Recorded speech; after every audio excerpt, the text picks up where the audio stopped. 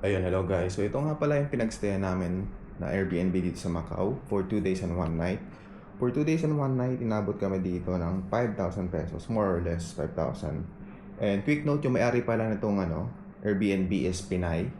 So ayun, pwede kayo magtagalog dito and super helpful ni Madam actually.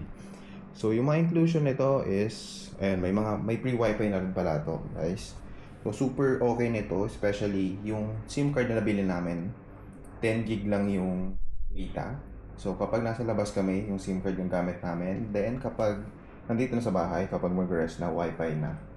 So, kung gusto nyo mag-upload or YouTube, heavy streaming, ito okay na siya. Then, yung mga inclusion nito, eto guys, kung makikita nyo, meron pala dito may rep na rin siya.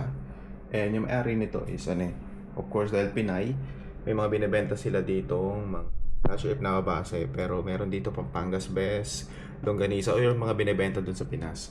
So, ito siya guys. So, ayan o. Meron dito Tender Juicy, may UCDO, Pulang Burger, mga ganun.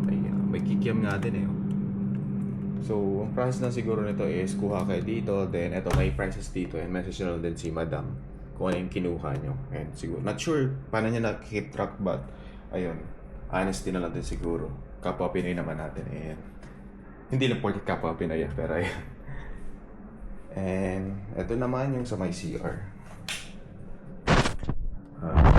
So merong shower, may toilet, and yung sink kapag maghilamas kayo. So yun, super small lang niya, but pangligo lang naman din kung mag-ano kayo na number 2. And what else pa ba? So ito pala yung itsura ng room niya. So ganito siya guys. So actually very spacious na rin siya eh. Especially ano lang naman to. Matutulog naman kayo, 'di ba?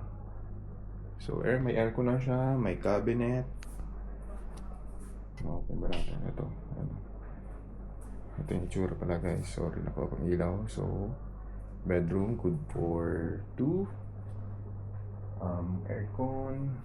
And may mga cabinets for your clothes or bags. Okay na siya. Then, ayun. So, overall, ito yung yung room namin na pinagstayan. 2 days, 1 night. Ayun, let me know guys kung worth it na ba tong 5K or meron bang mas better options. Kasi yung nag-check kami sa mga hotels na dito, parang cheapest around 30K eh. Sa mga casino na ata kasi yun, may mga 15 to 30K yung range. So ito for 5K, super goods na siya. Especially di naman kami magstay dito full day. Nasa labas lang din, tulog lang din. Ayun.